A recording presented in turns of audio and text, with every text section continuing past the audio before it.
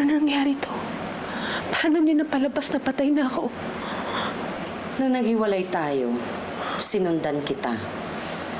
Dahil alam kong meron kang binabalak na masama. Kung hindi mo ako matutulungan, gaganti ako mag-isa sa mga imperial. Bumalik ka rito! Saan ka pupunta?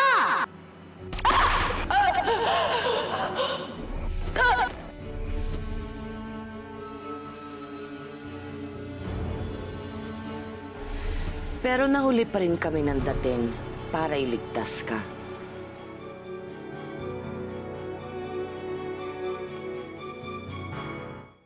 Ang buong akala ko'y patay ka na. Pero ayaw sumuko ng kalooban ko. Ayaw akong patahimikin.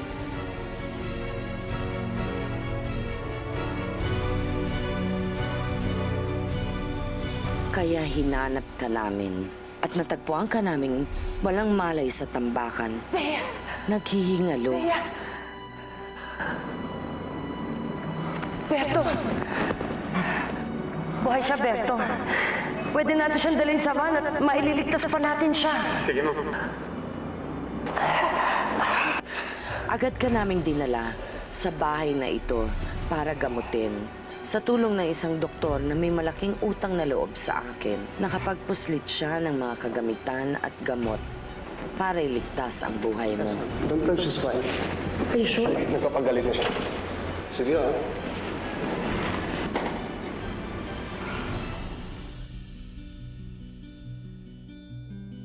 Habang nagpapagaling ka, inutusan ko ang tauhan ko na bumili ng bangkay. Bangkay na halos kasing timbang at kasing katawan mo. Pinatadtad ko ng bala ang katawan ng bangkay. Pinawasak ko ang kanyang muka at yon ang itinapon namin sa ilog kung saan ka nahulog.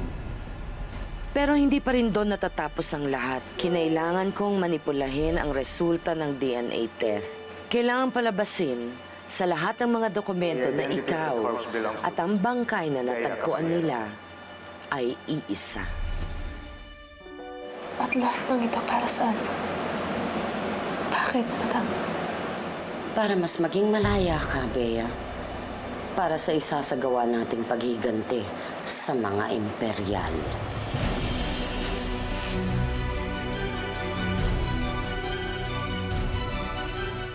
Dito, sa islang ito, dito natin ihahanda ang isasagawa nating paghihiganti.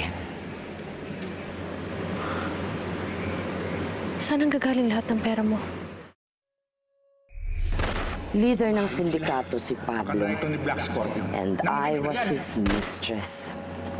Dahil sa pagtataksil ng mga imperial, napatay si Pablo Ako na lang! Huwag na ang anak ko! at ako naiwan para mabulok sa bilangguan. Sa akin iniwan ni Pablo ang lahat ng kayamanan niya at ari-arian, pati na rin ang mga investments niya sa ibang bansa. Kaya naisip ko na gamitin ito para sa paghihiganti ko sa mga imperial. Kilala ka ba ng mga imperial? Si Pablo lang ang kilala nila. Nanatiling lihim ang partisipasyon ko sa illegal nilang negosyo.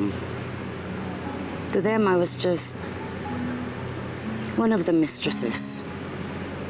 A nobody. Kaya wala silang kamalay-malay na ang isang kagaya ko ang balang araw ay kaganti sa kanila. At ngayon may makakasama na ako. Nandito ka na, Bea.